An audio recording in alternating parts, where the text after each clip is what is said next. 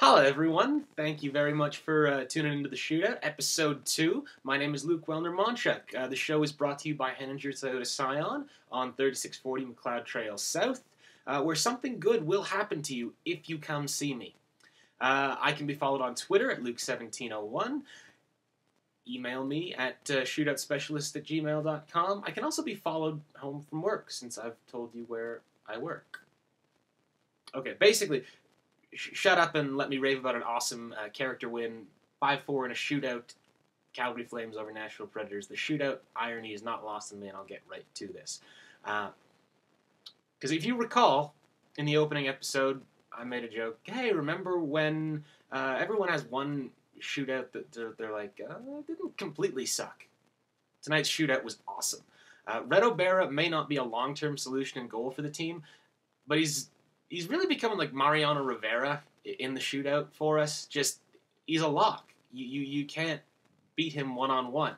And you cannot understate just how impressive that last save was. I mean, usually you need green hair. No, not green hair. You need green eyes. Green eyes and black. There's a Dragon Ball Z joke I'm trying to make here, but it's not going well for me, so I'm just going to pull the chute on it.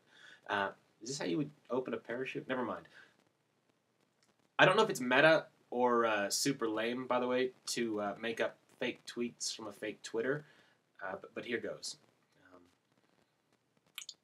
Dubnik thought I was going low blocker, but then I didn't go low blocker.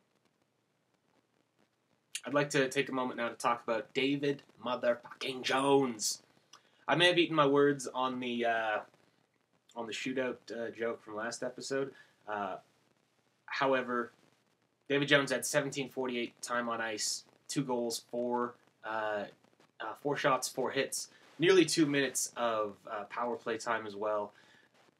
And I did say David Jones needed to be successful for the Flames to have any success. So, I mean, he crashed the net tonight with enthusiasm. He played with truculence. And by the way, everyone who is like truculence and says that like as a joke and makes fun of Brian Burke for it, Google what the hell it actually means. Because if you don't want your team to play like that, you're mistaken, and you don't want to win a Stanley Cup. Truculence wins championships. Maybe not to the degree that Mr. Burke has emphasized it, but I'm getting off point. Michael Backlund is the next person I wanted to talk about. 2 points, just over 21 minutes of ice, a legit 50% on faceoffs. That 100% I quoted for David Jones is a sham. I'm sure he only took like 1 or 2. I don't really recall him physically taking a face-off. But stats say it happened, so who am I to argue? I'm ready to call Backlund a late bloomer. I think it's pretty clear at this point Michael Backlund was rushed into the show. He was not ready, whether it was due to injuries or expectations. He was very clearly not ready to center Iginla and Tanguay, but right now he's a leader.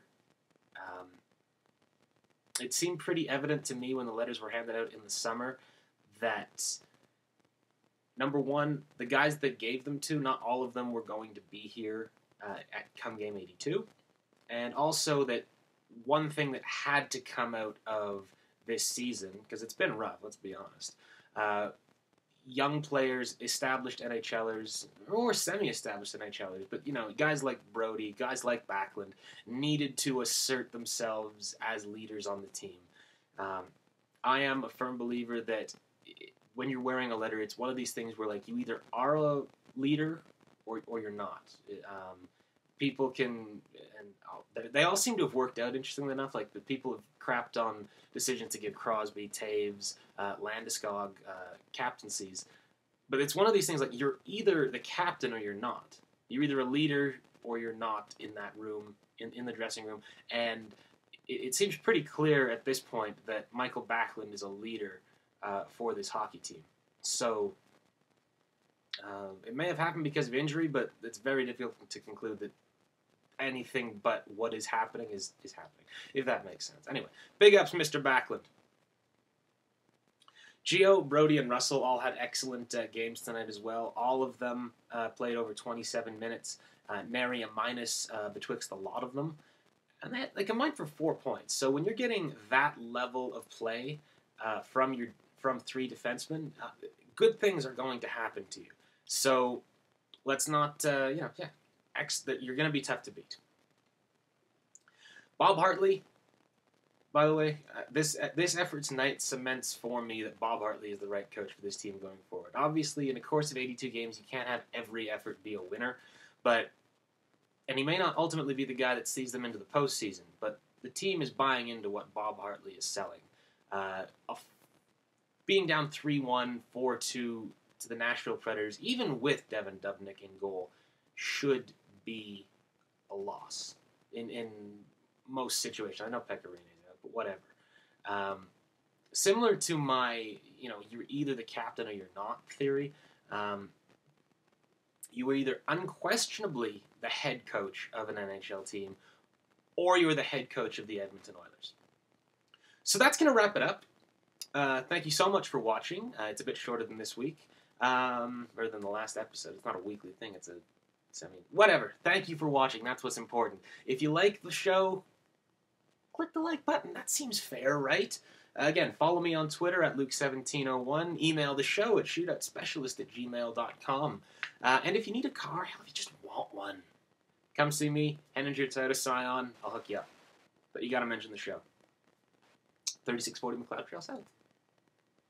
I promise I am working to improve the production value.